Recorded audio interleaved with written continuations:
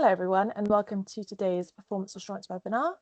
My name is Jenny and I'll be facilitating today's event, and I'm joined by Anton and V from the Code Manager and Becca from Reco. And just before we get started, we do have some housekeeping bits that I want to cover. So we do ask that you keep your cameras and your microphones off. The event will be recorded, so if you do miss anything, there is an opportunity to refer back to the recording, and the slides are already on the Rec portal. We will be using Slido a lot during this session, so the QR code is on the bottom of the screen now, and I'll also pop a link in the chat.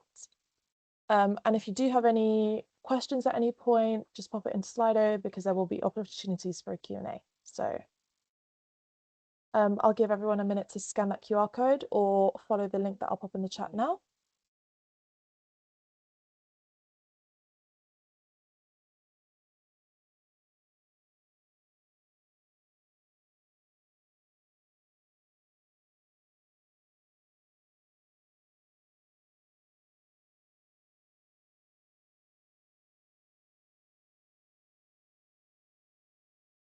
Just while everybody's signing into Slido, I will share the agenda for today.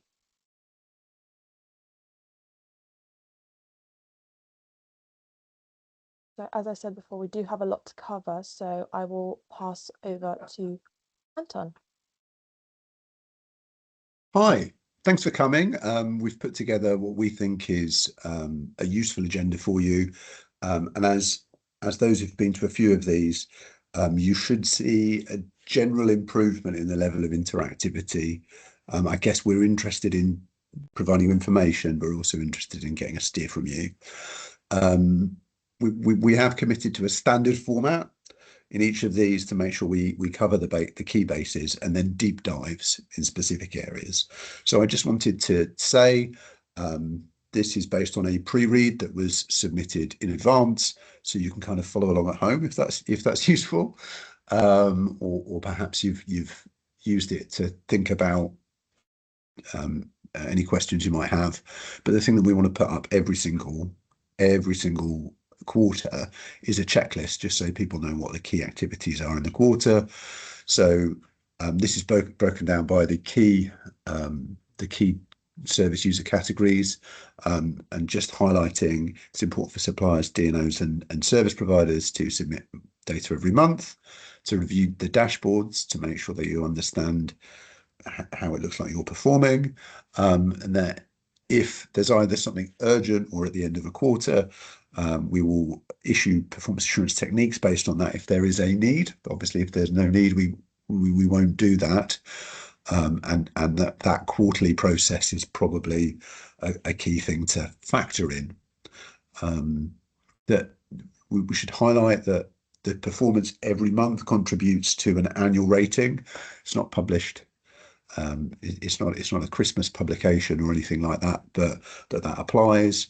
And that for those key organizations, there's data cleanse activities as well, which we call Sprint 3. I know this mainly affects suppliers, but there is a theft target methodology consultation. We know that it's suppliers who have to submit confirmed thefts, but we think it's the whole industry that should be interested in making sure this is as well tuned as possible, perhaps would be the way of saying it. I think that's important.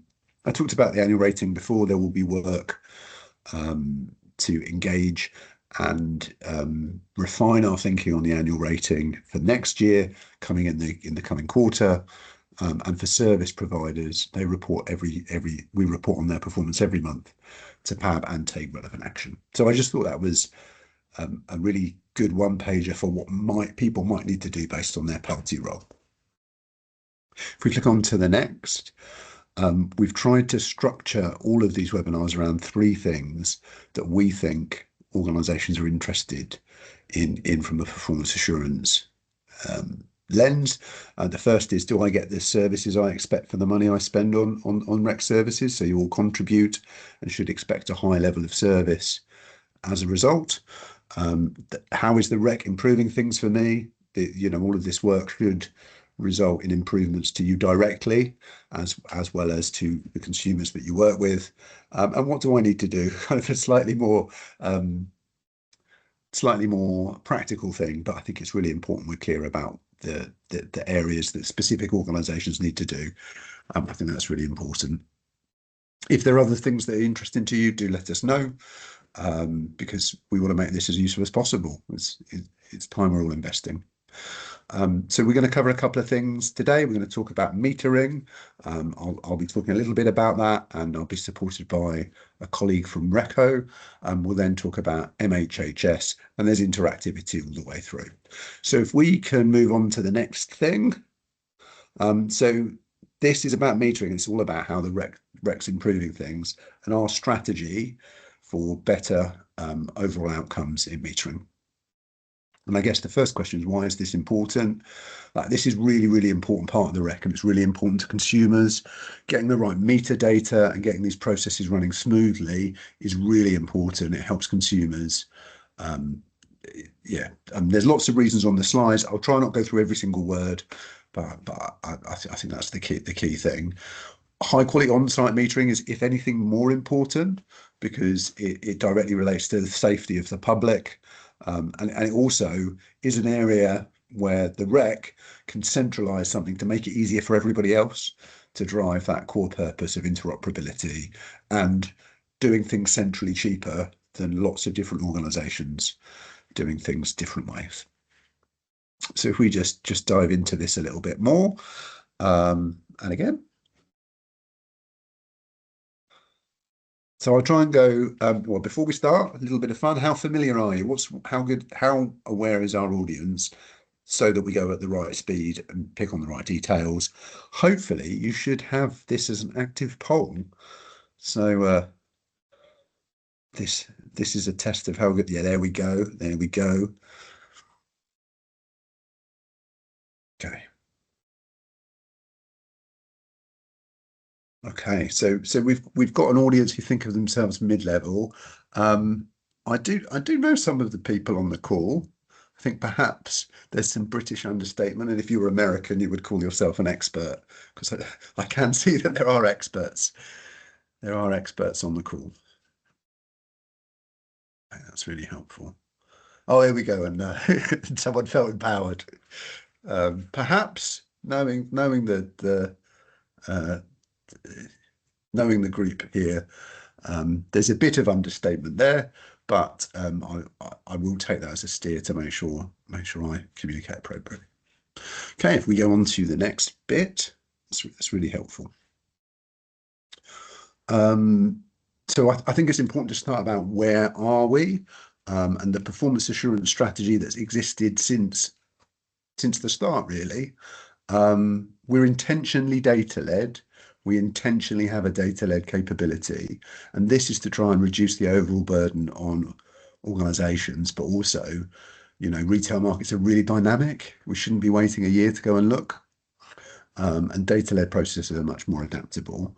There are three key activities that we do in the MOA MAM space, which is the area I want to talk about today.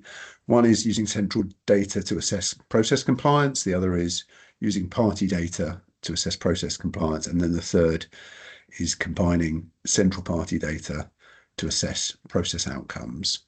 So you've probably submitted some data over time, and we certainly have used central data.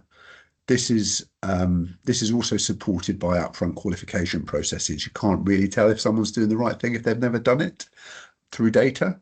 So those are all really important. We move on to the next. Central data was our first play, and it did show us, it showed us quite a lot of things. So we ended up looking at market individual party trends on those five key activities. So installations, exchanges, smart meter config, energization, and fault resolution. We found that there was partial compliance in the market, and we focused our efforts on the lowest rates of compliance. At this point, the data can only tell you where to look. It can't always tell you the full answer. Some of our team went out and further understood with specific organizations, and some of you will have helped with that, right? So thank you for that. Actually, what we found was that there was quite a lot of false negatives within the data. So actually the data that we could see centrally made market performance look worse than it was.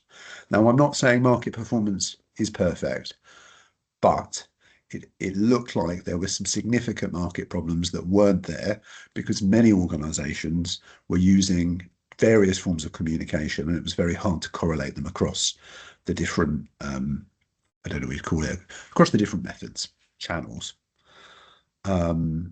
We found that the highest risk sets of MEMS that we were looking at were actually those that didn't appear in the data at all, because they weren't using the DTN, they weren't using the IX, and they were communicating using other methods.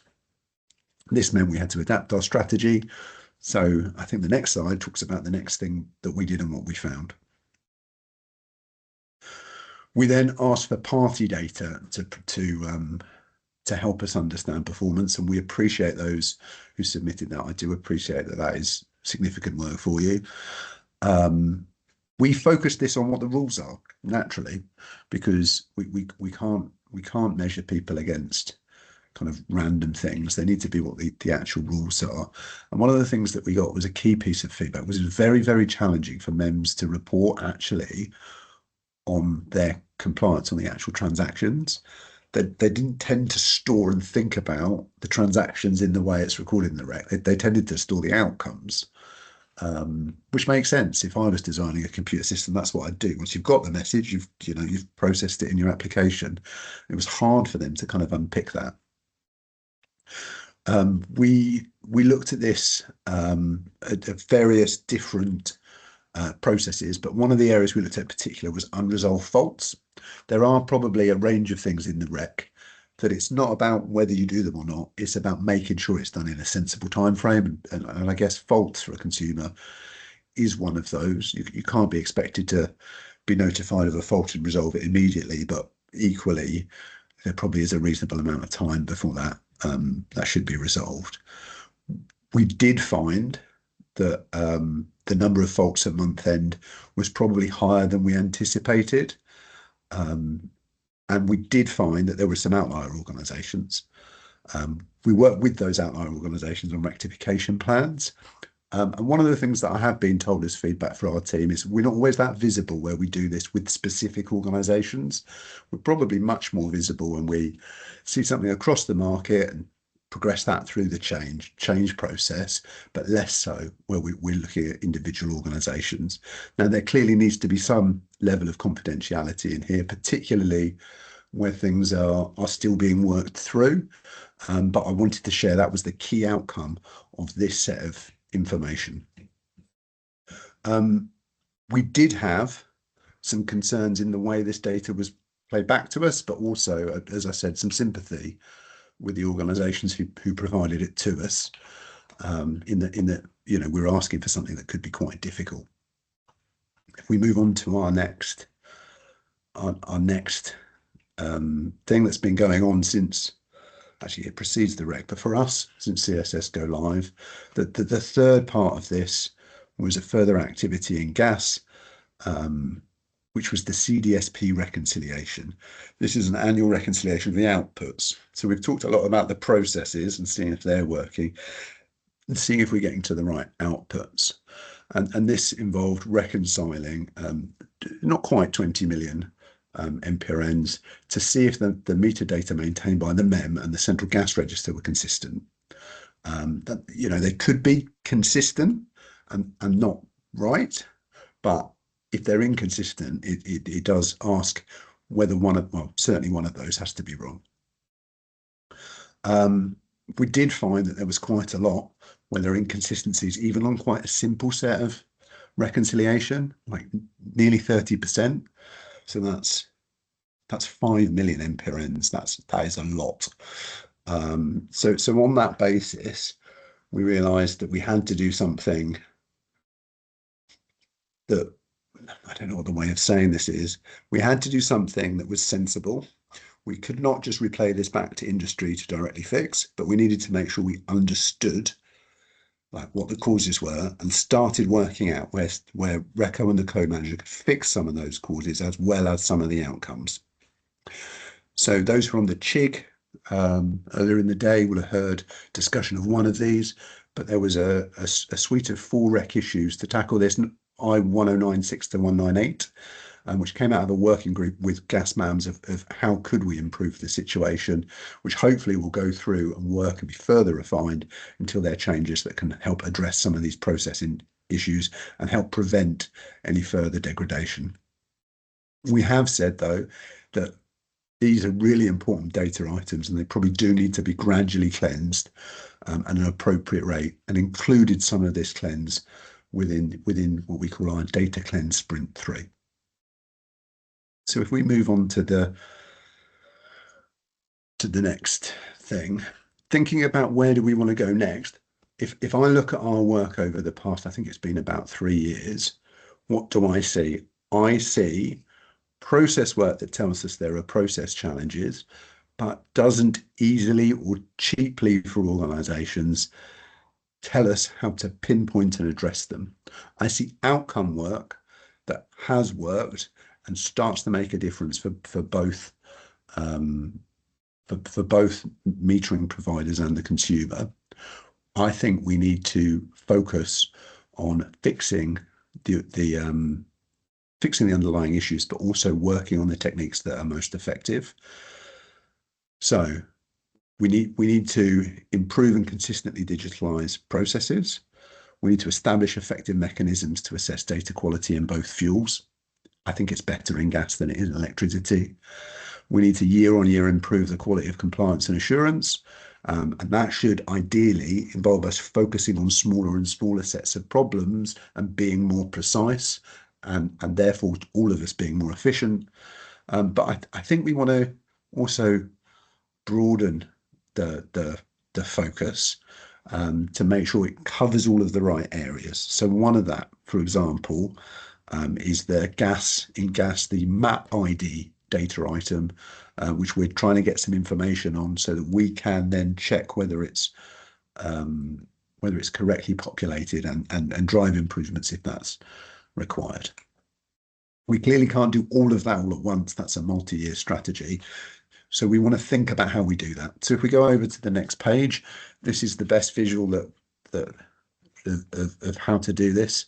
So thinking about systems, process and compliance, and acknowledging the fuels are different here. In electricity, we've known for a little while that the communication methods was a contributor, but we've also known for quite a while that MHHS is coming, and that is going to include better rigor and mandation that hopefully will help address some of this process issues or allow us to be more precise and deal with like specific issues. That tackles both system and process. We've seen, for compliance and assurance, we've seen real success in data cleanse and reconciliation activities. So we're going to look to use that in electricity as well as gas. In terms of gas, I think the picture is almost the opposite way around. Our work has identified inconsistent systems as a key contributor. You'll know, those who are on CHIG, that we were talking about that today. We've raised the rec issues to progress this, but let's be clear, big system change needs to be quite well thought through, and it needs to be kind of aligned with the other parts of the industry. We know that there are huge things going on and they suck up a huge amount of time for parties and other organisations. So I think it's about doing that very thoughtfully and doing any marginal cost beneficial things that we can in the interim. We have workshopped and identified design process of the gas processes that we can fix through the change process. And the compliance and assurance has got good information, but we need to tackle those who aren't fully participating in the CDSP reconciliation and setting cleanse plans for those with data cleanse quality issues. We move across to the next slide. This has been a strategy that we've been working to execute for a while. And we obviously link this to MHHS. I'm sure many of you know, but there has been a delay in the MHHS process, which has made us consider how we change our electricity strategy. So we have engaged with the PAB, and we've engaged with many stakeholders. And I think that focus on these outcomes, these data outcomes, particularly MTDs, has been validated as the right approach. So our initial plan was to reconcile MTD data that MEMS provide versus SMRS, essentially data held by DNOs, to check that they are consistent. That data won't exist until MHHS goes live, but given the delays, we'll continue with the reconciliation approach, first reconciling to the Electricity Inquiry Service, which has a similar set, not identical, to SMRS, and updating to SMRS later if beneficial. This has quite a few benefits. The improvement isn't delayed by MHHS delays. We can work initially with that rec data that already exists and use central data, and only broaden that if there is a business case to do so. But if we do broaden that, we won't need to ask anything different of rec parties. And I think I'm very conscious of how much work it is for you guys to provide data to us. And the communication and development can be designed around parties' needs that are not directly tied to the MHHS programme. The one thing that I would say, we're being quite careful and thoughtful with this approach. And there's been one particular organisation who's volunteered to help us trial this. I'm really keen that when we do ask lots of organisations for data, that we do it as effectively and efficiently as we can. And I'm really appreciative of those who help us do this in a better way. If we go on to the next one. I wanted to say that our data cleanse strategy is a key pillar of our entire assurance strategy, not just metering. And one of the reasons for this is it's worked. It's really worked. There is a bit of a slightly confusing graph down there with the ones that we want to drive down going down and the ones that we want to drive up going up. But we've seen with suppliers in particular, this has been a way of helping focus on key areas, helping them allocate resource for a defined and finite period of time, and setting sensible targets. And that's helped, particularly addressing things across the market, so problems don't just kind of get switched around between organisations, which if I'd cleansed my pot right down and switched in, lots of customers had more problems. I personally would be quite frustrated at. This isn't a kind of a mission accomplished. I don't want you guys to think of me as George Bush saying success too early, but it is building on the foundations, and we should make sure this is rolled out and effective in all the different areas of the code that it could work well. So I think we get to move on again. So I just want to hand over to my colleague Rebecca. She'll cover a different type of assurance where we take a different approach with on-site metering.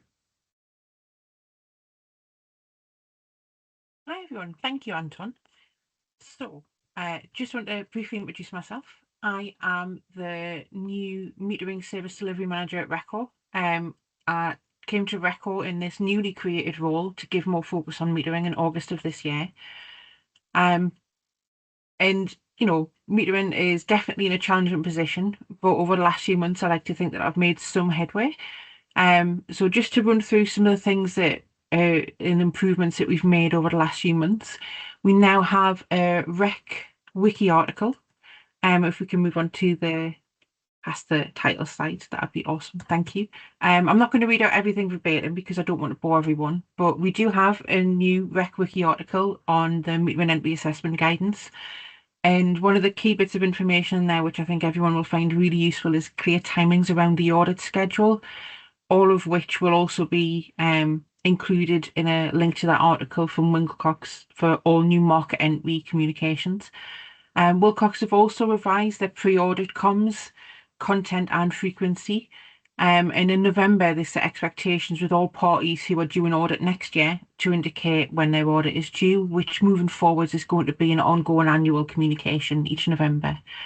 I've also taken a good look in a function assessment, Wilcox, reviewing not only their overall KPI effectiveness, but looking at the efficiency, reliability and potential for scale of the processes.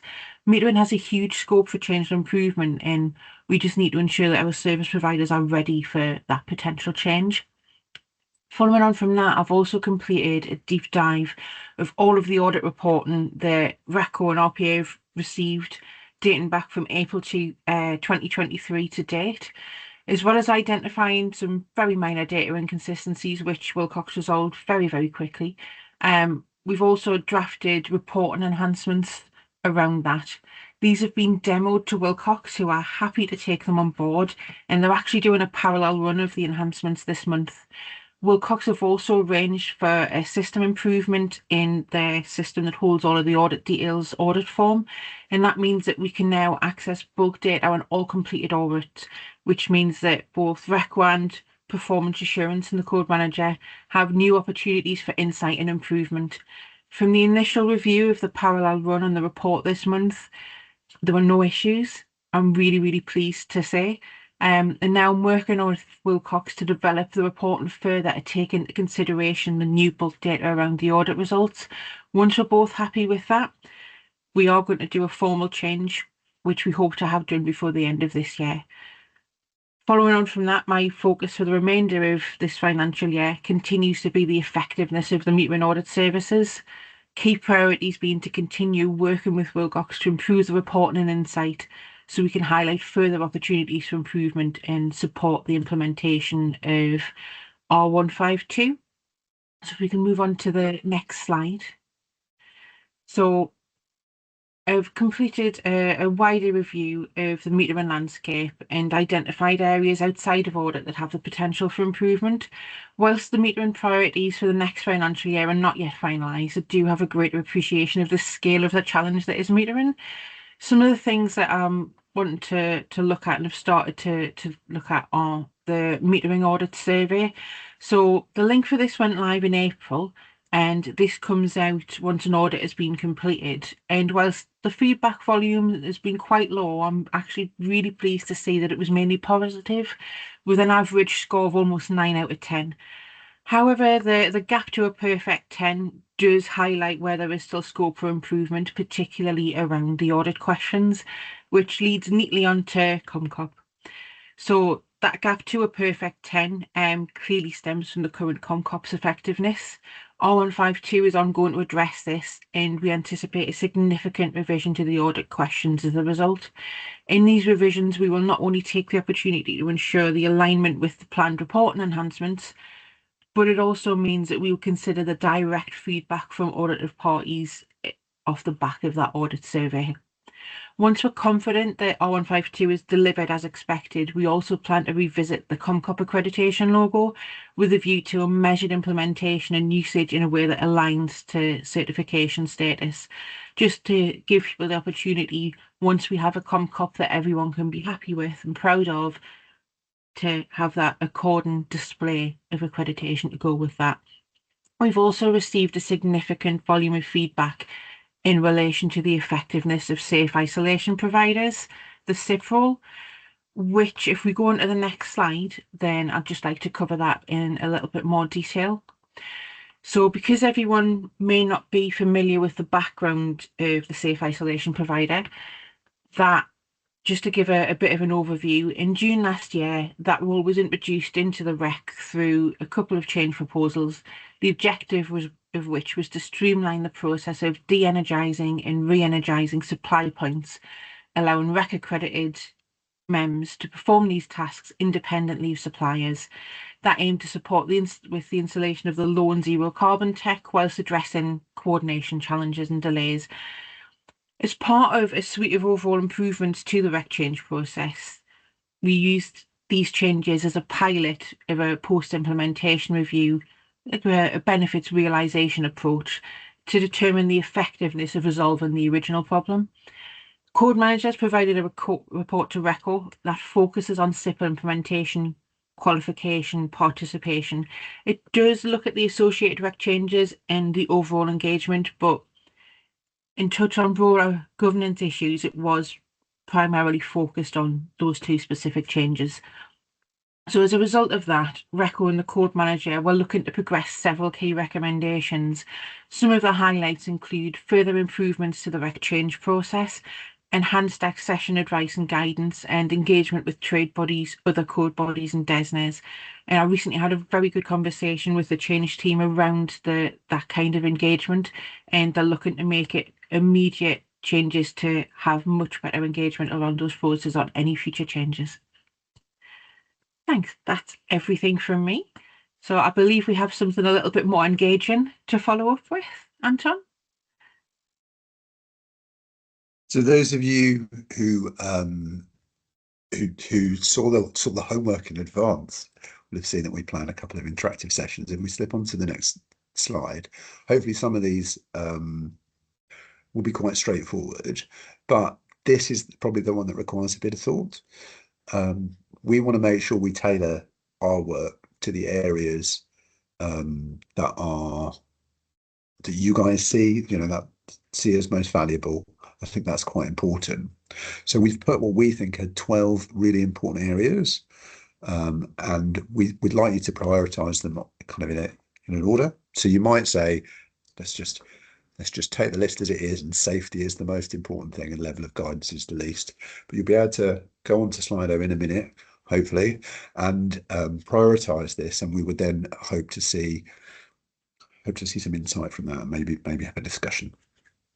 So Jenny, I wonder if you could, here we go.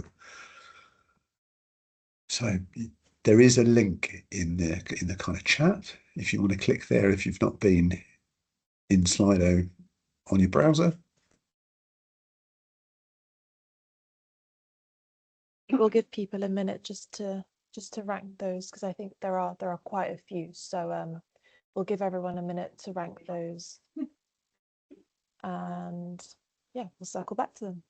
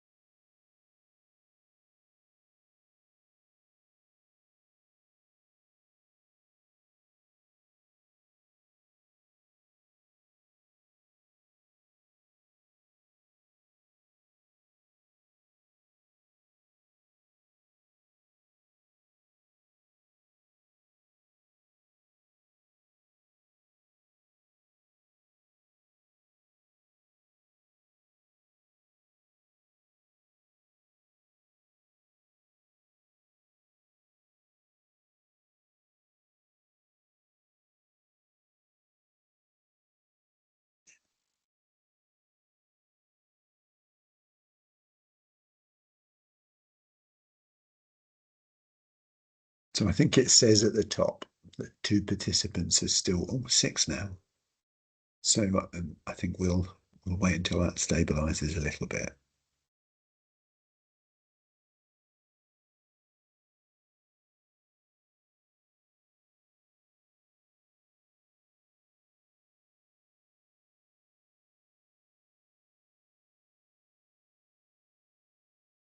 How nifty is it that we can see the ranks change in real time?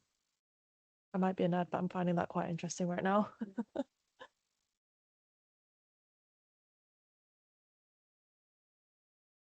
So I'm not surprised. It does seem to me that safety is overwhelmingly the most important thing, almost to the point where it's not. It's not.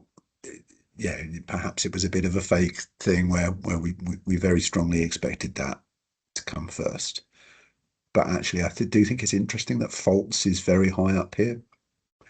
And I think that really is a consumer-facing issue, isn't it? And can be quite challenging. Could we expand on 5, please? Better go back to my notes to check.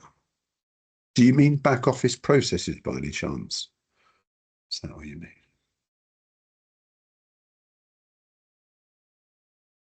I'm going to. Sorry, Anton, Well, it's Claire. No, I'll tell you what it is. It's updates from non-supplier appointed MEM. So one of the things that we've seen is customer appointed MEMs and interactions between customer and supplier appointed MEMs having perhaps some friction in that space. I think that's what that was talking about, whether that was something lots of people are having some challenges with. Thank you.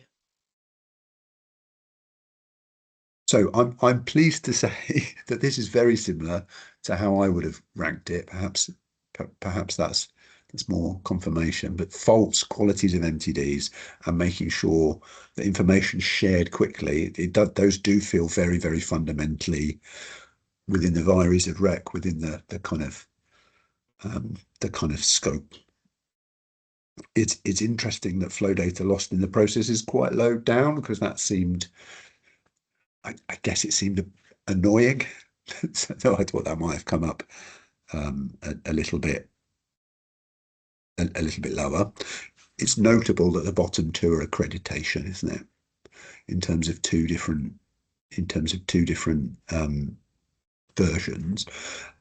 I guess I would want to ask, and any views are appreciated, why are those two at the bottom?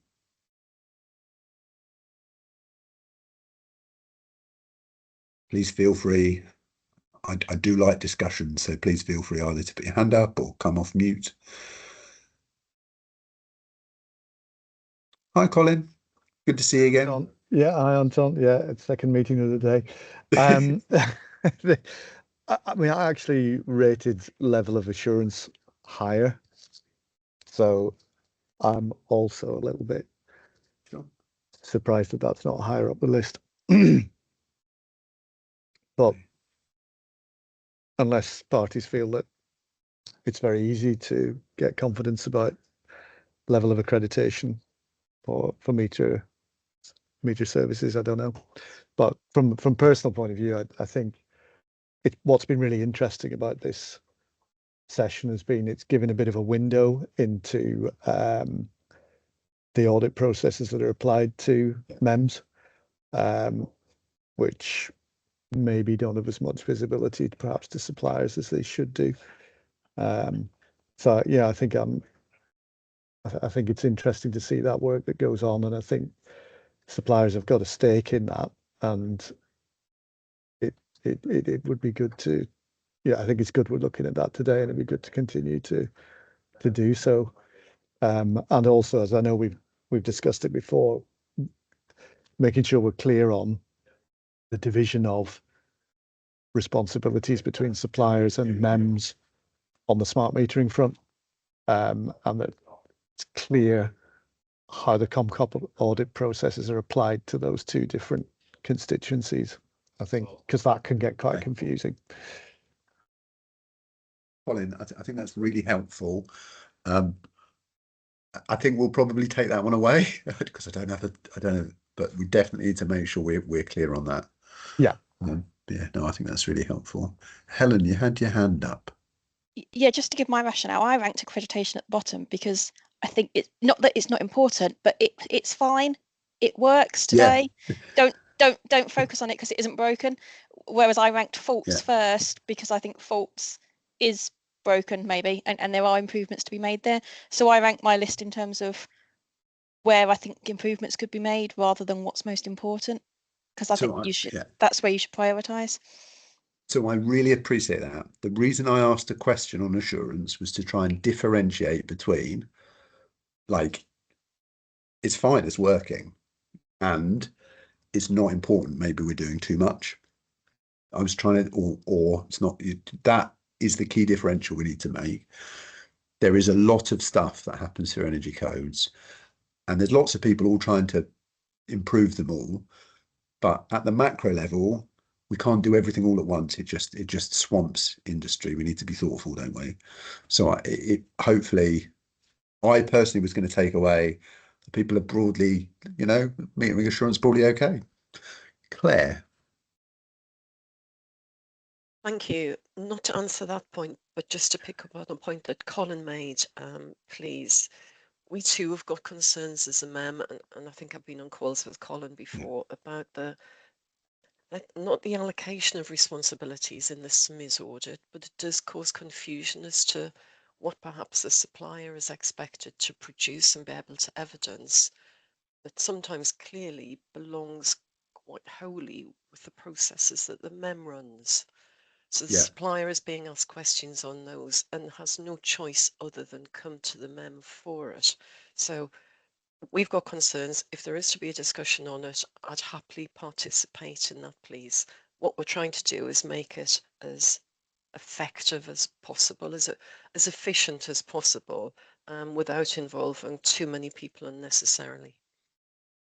So I do not know currently enough about this to come back strongly. But what I suggest happens is that over the next quarter we work on this and we provide an update, either in writing, if like the next one's probably not going to be so MEM focused, so we can just update on that one item in writing. If we have a look at it, and we might consult those who've spoken for clarity, and then we can come back with something a bit clearer. It does feel like it's something that needs some action. Rebecca, you do you want to add something here?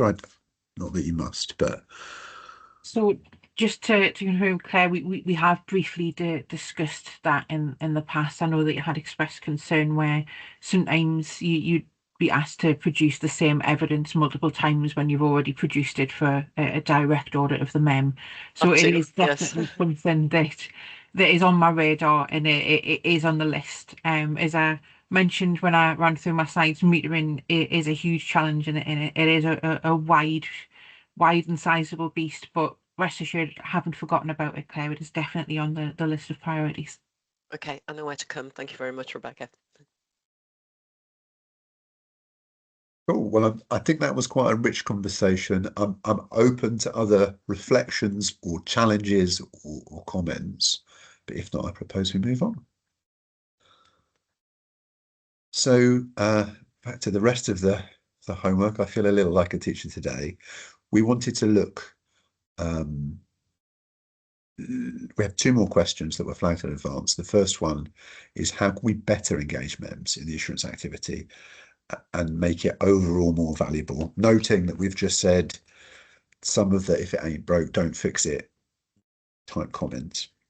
So I think you can probably have an open text response here, and it's open on Slido.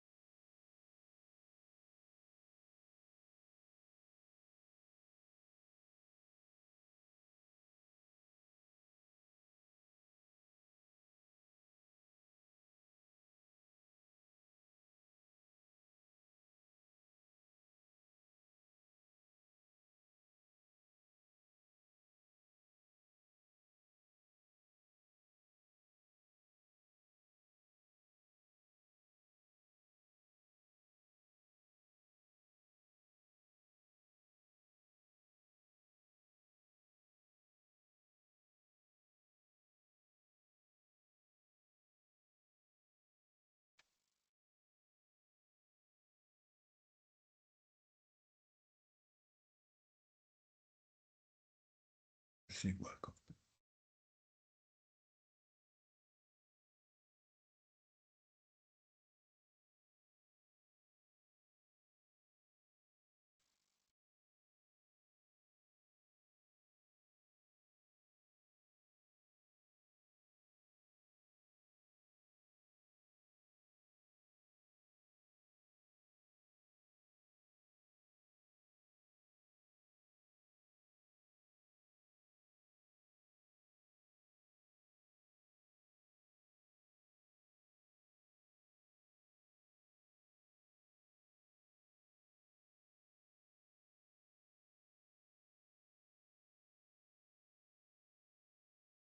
Okay, brilliant. Well, I think that's really helpful. I think I can probably comment on some of these whilst that other person is typing.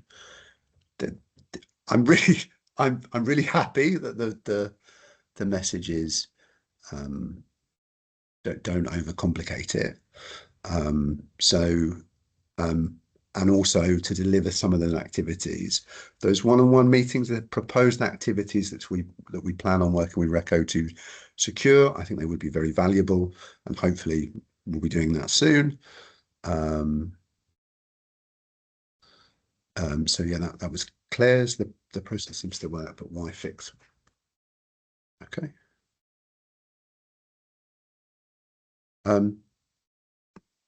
Sarah, in terms of data inaccuracies with our sprint process, there's always has to be some percentage. Some of this is about how fast things get resolved. And I don't mean as fast as a kind of a payment in banking, but faults being resolved in a reasonable time frame, data shared reasonably and not aging too much. In terms of cross-code impacts, we're very aware of the impacts on, particularly on settlement, and we work closely with the UNC PAFA and the BSc Performance Assurance team. In fact, they are involved in the decision making on the PAB. They have a standing seat, and that's the mechanism by which we do that. Clearly, those three things are different but linked. So it's about making sure that the links work. And I think that kind of communicate why. I acknowledge that this whole meeting has been driven by an acknowledgement of us trying to be better about the why and what our strategy is to improve things, as well as and not just approving assurance, but approving outcomes, approving the code, approving it for everybody. And I think communicating about the why with those meetings, those PA check-ins, that's all part of the package. Okay, if we move on to our next one, our next question is very future focused and should come out as a word cloud. But this is what future industry trends will mean the code or the assurance need to adapt. We need to make sure that we are, beginning with the end in mind and enabling the right future and not getting in its way. So any comments, questions, and then that is the end of interactivity for a little bit. We can all relax.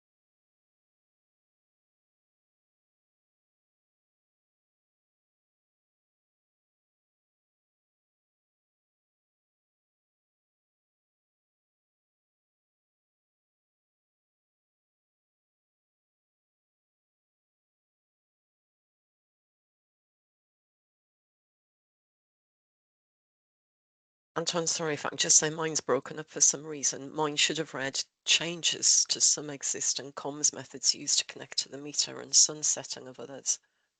Oh yeah, okay, yeah. So okay, smart meter comms. Yeah, no, that is really important. And we talked about BSc and UNC. This is the read across to the strategic work that's happening on this sec. I think it's moving off 2G and 3G, isn't it? Yeah. But yeah, we are aligned in that. But that actually is something that I don't.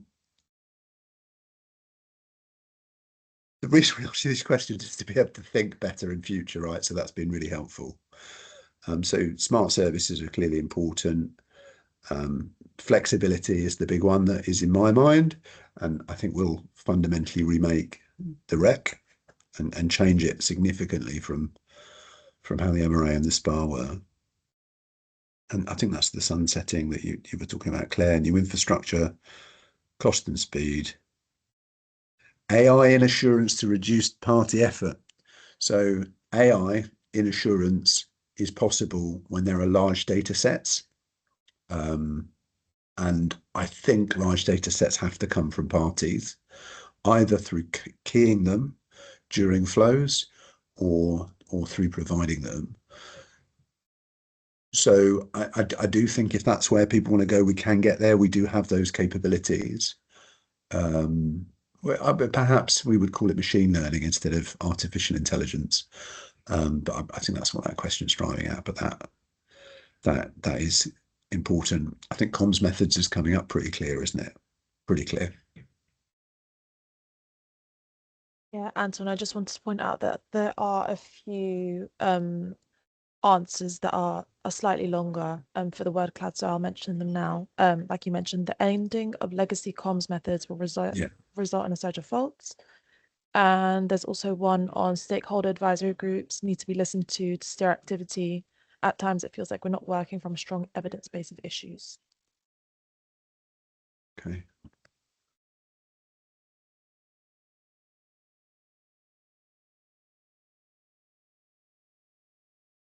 Those are quite insightful.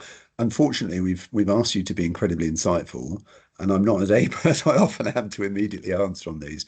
But I do think it shows us, it does give us quite a few things to think about. I think, as I did previously, we should consider these things and come back to this group or to those subscribed to this webinar with some initial thoughts of actions that will be taken. Now, the actions have to be taken in the short term, so they probably won't be transformative or fully redress the action. But I think us trying to work out which of these are the most important ones to consider and how we would adapt to them, I think is the right approach. So I thank you for being quite insightful in this. I'm happy. I do like engagement. If anybody wants to comment on anything in particular, either come off mic or put your hand up.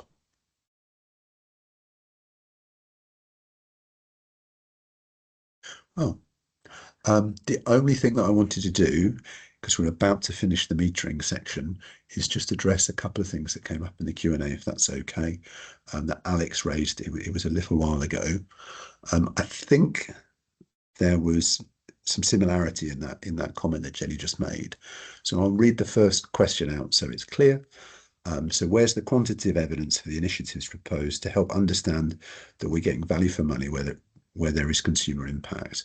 Well, I think there are two different areas here. So the first area is on metadata. I guess the quantitative evidence is the gap between of 5 million unreconciled meters. I think it was 5.7 million. I think that is the quantifiable evidence. And I do think as that gap closes through action, one of the legitimate responses might be to do less in that area. Now, it might be to focus on other areas of metadata. It would be disingenuous to say we'll necessarily dial it down, but I definitely think dialing it down where issues have been addressed is an appropriate response in future. Hi, Alex.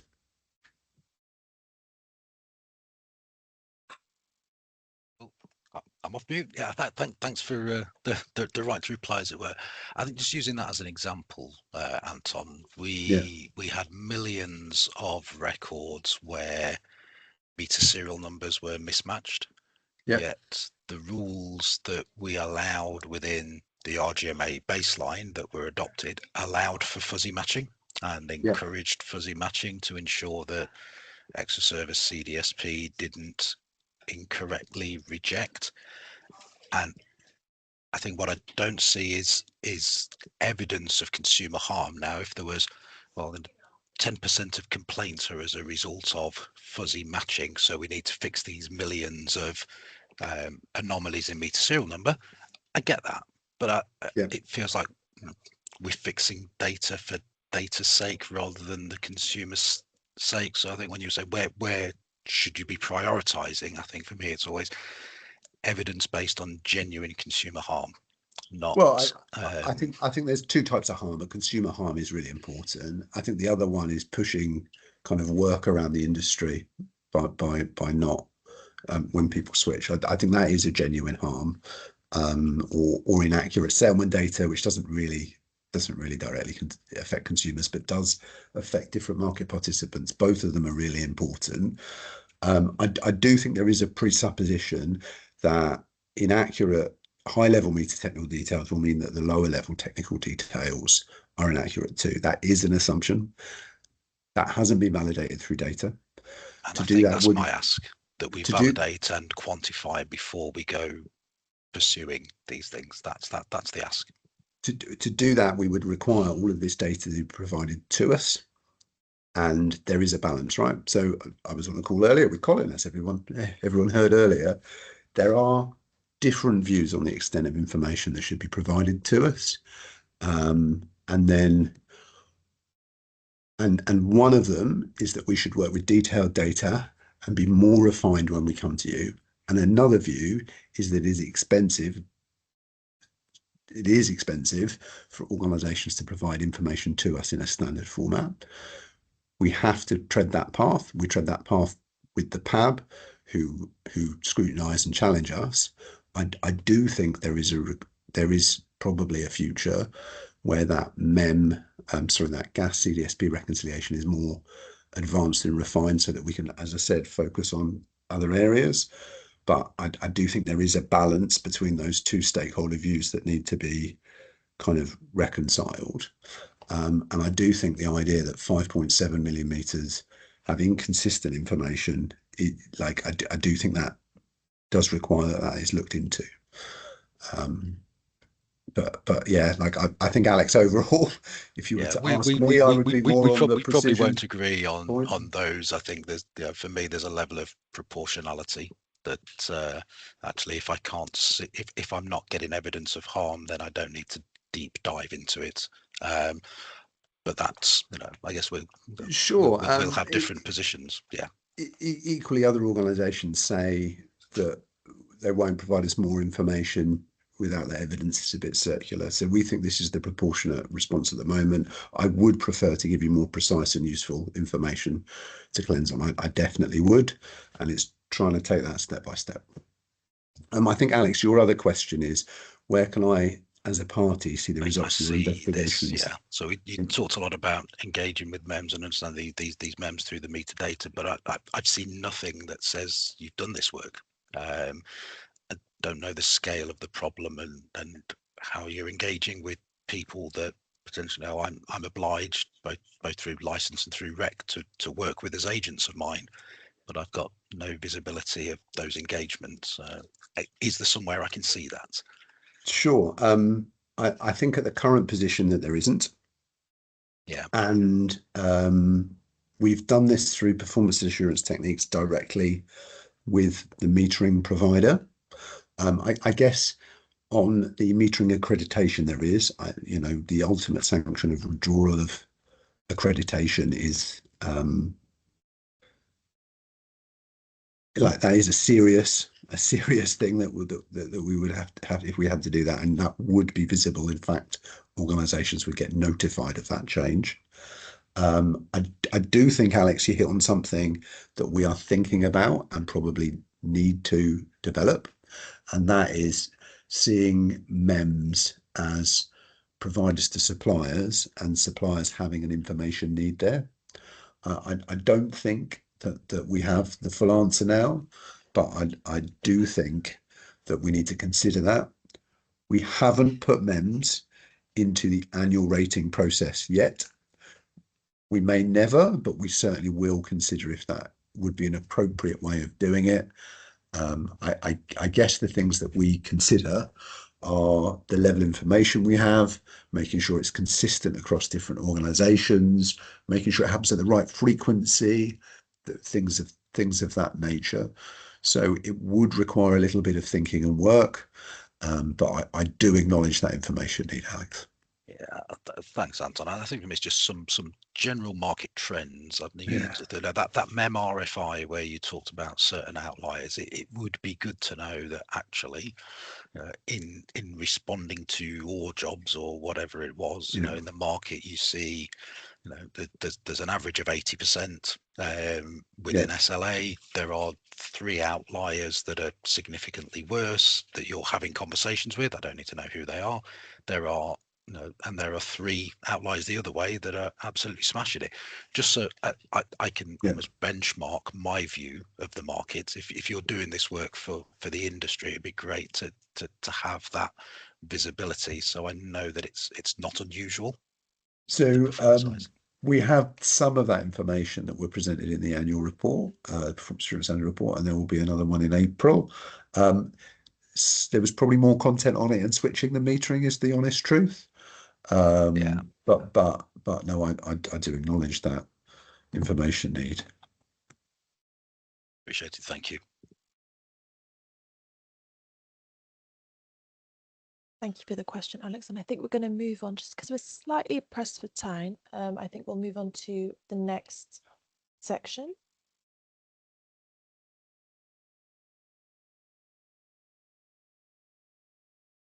So we talked a lot about metering. I just wanted to talk about some of the other activities that we've done this quarter. We have focused on the data cleanse sprint, and that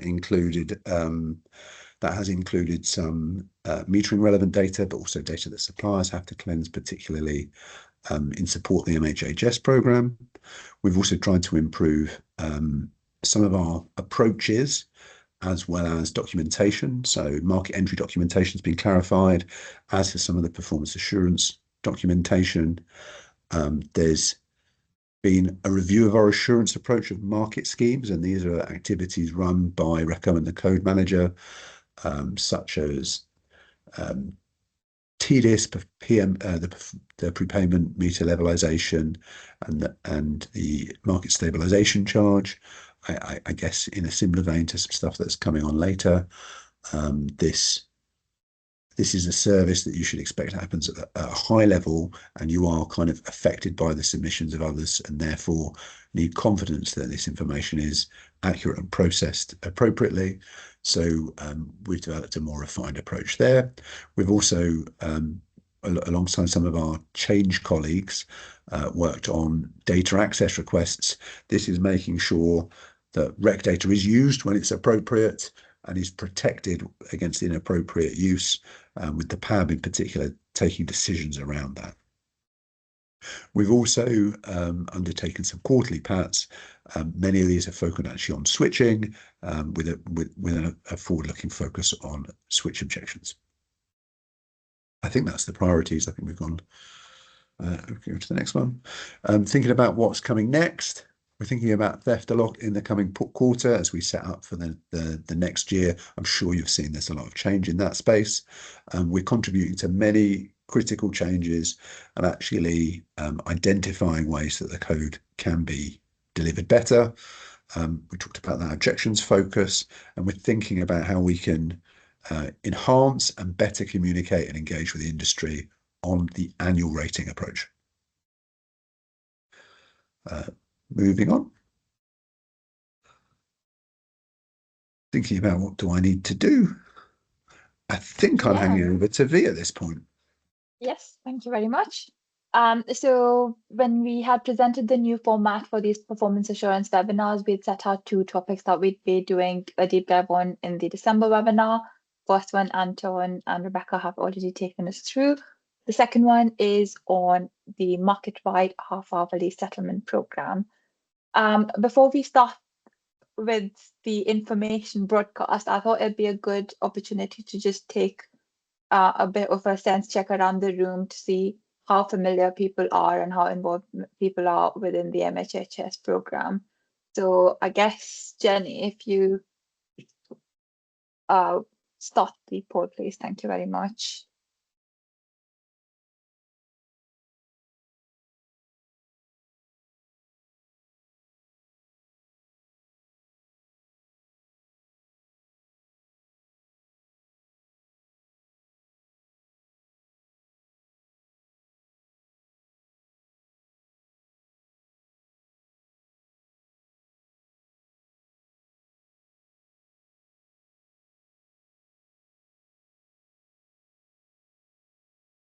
Brilliant. So looks like we've got a bit of a bell curve happening, with most people being aware of the big activity around the MHHS program that's happening.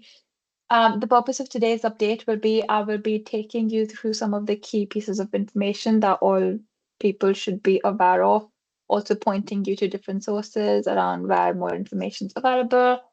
And that's more for the benefit of individuals who might be within organizations going through the transformation, but not directly linked and involved in the MHHS updates and assurance supporting those updates. So firstly, we'll dive into the assurance requirements. So just to give you a bit of an overview, how we're assuring the changes for MHHS, if you consider it, it's a bit of a three-step approach. Things market participants need to do in order to prepare for changes that MHHS will introduce into the market for everyone from day one. Things they need to do themselves to be able to ready to start operating in the MHHS segment. And once everyone's moved to MHHS, how will the new world be assured? So with that in mind, the MHHS transition plan is not everyone's not moving to the new arrangements on day one. There'll be parties will qualify in a staggered manner, and the migration activities will also happen in a staggered manner. So for that reason, suppliers and agents, so meter operator agents under the REC, whilst they would not be qualified at that point and they would not be required to start operating under the new arrangements at that point, they would need to have made certain changes to support the actual migration activity. So we need to ensure that people have done what they need to do in that time, so that the migration and reverse migration processes operate as expected. The second element, so as part of that assurance activity, we have already done the pre-qualification submission section. So all parties have submitted their pre-qualification submission, and new entrants who are coming into the market now and joining qualification are being asked to populate that questionnaire as well. Within that, we had a section around how people are preparing for the changes they need to do before their MHHS qualified to support migration. We reviewed people's responses, and based on any potential gaps that we identified or any clarifications we required, we have issued follow-up inquiries and action plans with parties and are working through those currently. Closer to the date of the actual implementation, so the M7M8 date that the program refers to, and which is now going to be sometime towards the late summer next year, August, September time. We will be asking in preparation for that, so maybe a month or so before, the company directors to give a management assertion which confirms that yes, they've made the changes that they need to require and are on track to implement those in time for that program milestone. I will touch on the details in a second on the next slide on what kinds of things that covers. Sorry, Jen, if you just go back to the previous one. And then the qualification process. So that's, again, there are information you provide in the offset whilst you're preparing for your qualification. So that's part of your pre-qualification submission. The internal testing you do to ensure your systems are ready to go, the initial sort of documentation you submit along with that to basically demonstrate you're ready to start doing the market testing aspect, which we refer to as qualification testing. And finally, wrapping everything together, getting all the documentation rounded up, and that's basically a high-level overview of the qualification process. The enduring performance assurance, we are taking the approach that the approach that we've got for performance assurance data sourcing, go to the central source first. We're working with the DIP manager to ensure that we can get the reporting we require from the DIP to assess how well market is performing under various rec processes that are key. We're working with them, and as that what we're going to receive from them is clearer, we'll shape up the new risk drivers, etc., and share those updates with all the market participants in due course. With that said, if we move to the next slide, please. This is quickly a list. I won't necessarily dive into each of the things, but these are the kinds of things I touched upon that parties will need to get ready from day one. This may predate your qualification in many cases, and this is what the legacy assurance that we do for MHHS readiness. This is the kind of things that it'll cover. We've given you a list here. There's a recording to a webinar that RECO hosted earlier in the summer, which talks in a bit more detail about these things. And we're working on getting some guidance developed to support participants on what they really need to do in this area, which we're hoping to issue in like March, April time next year. We can move to the next one just in the interest of time. Appreciate we've only got 20 minutes left. This is the qualification process that we looked at the condensed view on the previous slide, the 5 steps of qualification. This is a bit more descriptive, a bit more telling people what happens when. I just pick out a few things. So placing reliance. So if you share similar setup and systems as other organizations or have a third party doing some testing for you, you do need to make sure that the MHHS qualification team is aware of that setup and is comfortable with you de-scoping certain testing requirements and sort of placing reliance on the third parties testing.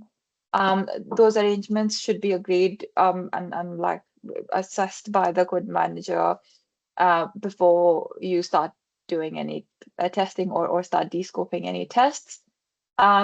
The initial code is an opportunity. So the qualification assessment document, which we refer to as the code, is the document you'll be submitting to us, where you document how you've met the requirements and how you'll be operating under the new arrangements to demonstrate you can qualify. We've split that into 2 parts because we think there's benefit in front loading some of that activity as much as possible, so that we're not like once you've completed all the testing, we're just getting the final sign-offs and qualifying you.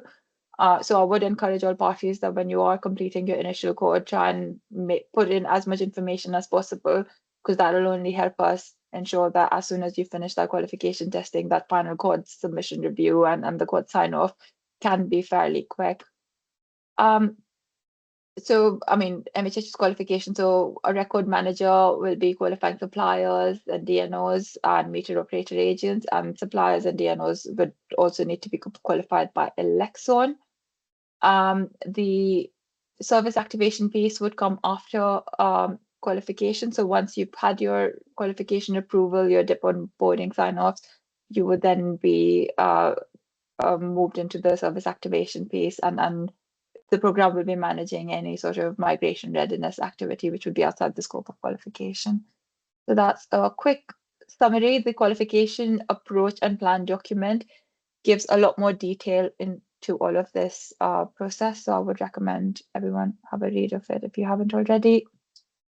Also wanted to touch upon what the processes for new entrants would be. In case any organization is looking to qualify into a new role, or this webinar may be available to new entrants as well to have a look at. We've broadly segmented it into 3 sort of windows. The first one is before the migration activity starts. The second one is when the migration activity is underway until when like all suppliers should have been qualified, primarily that window. And the final one is once the transition of migration activity is done, it'll only be the new arrangements that will be operational. So we've sort of broadly chunked it into 3 bits. From a documentation point of view, things would be pretty streamlined as to how they are. We are working on the questionnaires, etc., to ensure any additional information's added into those questionnaires and updated as we go along. The legacy testing arrangements would be the main thing that would differ. So if you are qualifying before transition starts, you would be required to do the legacy testing arrangements. But if you choose to enter between the migration window, if you're a supplier or a meter operator agent, then it would depend on your business case whether you are intending to operate legacy portfolios or only MHHS, which would determine whether you need to do any legacy testing or not. DNOs, though, any DNOs entering the market would need to go through the legacy testing arrangements as well, because that's one of the programs, like all DNOs should be able to manage both legacy and MHHS meter points during the transition period. The new arrangements for rec testing for MHHS, so we will update our CSS scenario testing and the DTN testing that people do as part of market entry. So parties who are suppliers and metering operator agents who are entering only for MHHS during the transition period, they don't have to do the full legacy scope. They can do that reduced scope of CSS and DTN testing. And then MHHS program qualification. So anyone who is entering the market up till that M14 point will be required to go through that MHHS qualification activity, which will basically ensure that they can communicate over the DIP, and that interoperability piece would be checked there. It is the enduring process. So after M14, what that DIP testing side will look, those arrangements are still being worked out, and we'll share more information as it's available. So bit of an overview. With that said, if we move to the next slide, please. I'm not going to talk too much about this because, spoiler alert, there's been a decision on this from Ofgem. So the MHHS replan CR has been approved, and we are now working through dates so that the activity, the M7 to M11 activity, which was between March and April 2025, will now move towards like end of September 2025 and follow it on until October. So we are working on updating the qualification approach and plan with the new dates. There are tentative dates which have been circulated at the qualification working group. Jenny, if we move to the next slide, please. So I've included the links and stuff for people. If you want to have a read, you can see those dates. And we're currently updating the qualification approach and plan to have the new dates. And it'll be going through the consultation and the committee approval process in due course. We have included some high-level dates to give people an idea of when the new qualification waves are going to look like. But I know there's been a very recent activity where we've asked parties if the replan changes mean they want to move waves. That activity is coming to a conclusion soon as well. So yeah, that's all just for information. If we move to the next slide, please. That was the little sort of quick whistle-stop tour of all things MHHS. As part of our standing agenda, we also wanted to give you an update on what is up in the world of rec services. So what has PAB been focusing on within this last quarter, as well as seek some insights from yourselves on what is important to yourselves, what are you seeing as working, and where do you think our focus can be. I think with that, we open it with a quick sort of long text question, asking you for your thoughts on how your experiences with the rec services have been in the last quarter. Feel free to tell us, if things have worked well, if there's anything that's not working quite so well. This is just to sort of gain insights from yourselves as to what's working and where focus should be.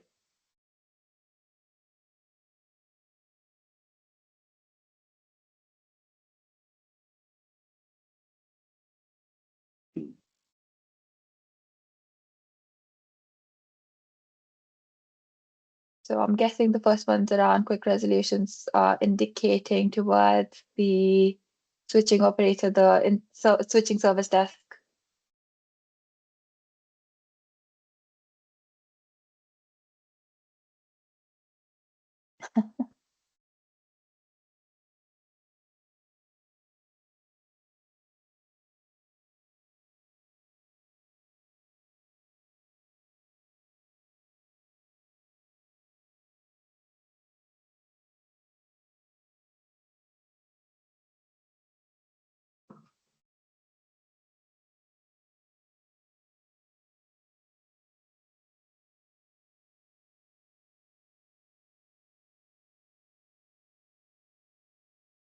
Alrighty. I mean, I don't know if we can keep we'll just wait for the I can leave it Will open that while be- we move on to the next Yeah. slide. Will that be I helpful? think that'd be great. Yeah, I think if we Sure. can leave it open, then people can we'll take this all away and we'll if you've got any areas that we should be looking at. I think there's another question that we'll ask later, but yeah. So if we move to the next slide, please. I wanted to give everyone a quick update on what the focus of FAB and the performance assurance team has been from a rec services perspective in this last quarter. Sorry, I've got a hand up. Sarah. Yeah, when you've moved the slide on, it's closed off the answer, so I can't answer the question from the last slide. Oh no, I was in the think... middle of typing something and it's just wiped it completely. Sorry, that might have been my fault. I've reopened the slide now. It's just because when we move on to a slide, it automatically closes, so I have to reopen it physically. Ah, right. No Yeah, problem. Thank you. sorry about that. Sorry about that. Thank you. Brilliant. So what have we been doing in the last quarter? So the R92A rec change proposal, which looked at amending the central registration service requirements within the code, was implemented, and this basically means that we've got better metrics and can drive accountability through those revised metrics. We've also been working on our rec change proposal R210, which is looking at the evolution of the CRS performance charge. Here we're looking to introduce some form of weighting with the various different metrics we measure and how each metric failure then adds or accounts for into the performance charge that may be applicable at the end of the quarter. This again is based on feedback as well, like ensuring that the risk and the impact associated with certain metrics is taken into account. And yep, so that's something that change proposal, it's currently in the change process and we're targeting a February implementation on that one. Please have a look at that change proposal in your free time. The other thing we've continued to do in the last quarter has been basically increasing accountability of rec service providers through PAB deep dives. So as part of our performance assurance operating plan, we've scheduled various different service provider deep dives into every quarter, and we've operated this in the last year as well, but this year we're refining it, we're making it more focused on certain aspects of the service, and yeah, so that continues to work well. A new initiative we started in the last quarter is reviewing service provider metrics that we've been looking at, whether they're still fit for purpose, whether we have opportunities of measuring something new or something different to drive the right behaviors in the market. So we've got a 2-year plan over which we'll go through each rec service. We've started off with the ERDS service, which is provided by the DNOs, and we've workshopped some initial ideas, and we'll be playing those back and developing them into solutions that either go through as rec changes or rationalizing why something's already good as is and doesn't need more work with. Another area of focus, and this is something that came back from the PA webinar feedback in June, was the volume of change that's happening across the industry and within the rec. And we're doing more assurance on the focus of the delivery of these changes and how these transformational programs that are taking place, how they're taking into account the full landscape that participants are operating under, and like managing those risks of lots of coincidental transformation. So that's again something that PAB's focusing on from a deep dives perspective as well. And finally, the major switching incident that took place last year in July. There was a review following that incident, and there were some remedial actions that came out for the various service providers involved, and that's we're working towards the closure of those actions as well. So that is a very quick update on what the focus has been, and we've got another poll if people want to respond to Jenny. I'll ask you to move to the next slide, please. It's more around what is your expectation, like how can performance assurance help improve your experience of rec services.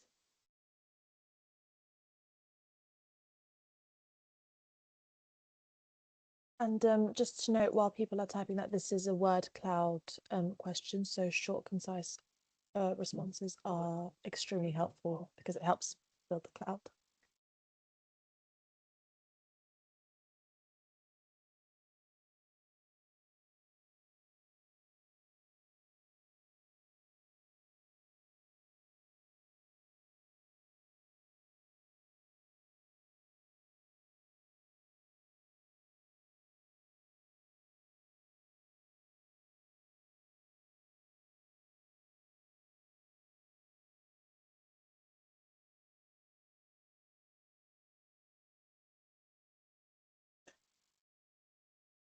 Just as a reminder as well, so when we talk about rec services, we're looking at the centralized registration service, the CSS, Certificate Authority, switching operator, the electricity and gas retail data services, the electricity and gas inquiry services, as well as the code manager services. So it's the full blanket of services that we're asking you for feedback on. So.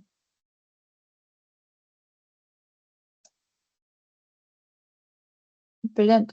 Communication seems to be, so it's something that we do acknowledge, and Anton's obviously before me has acknowledged that we are changing how we engage with yourselves and taking some initiatives. I would love, like, if people have any specific feedback, if you can send it to the performance assurance mailbox.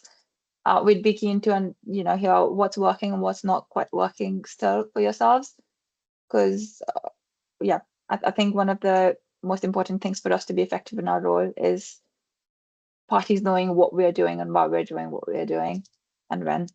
So yeah, I think communication is definitely key.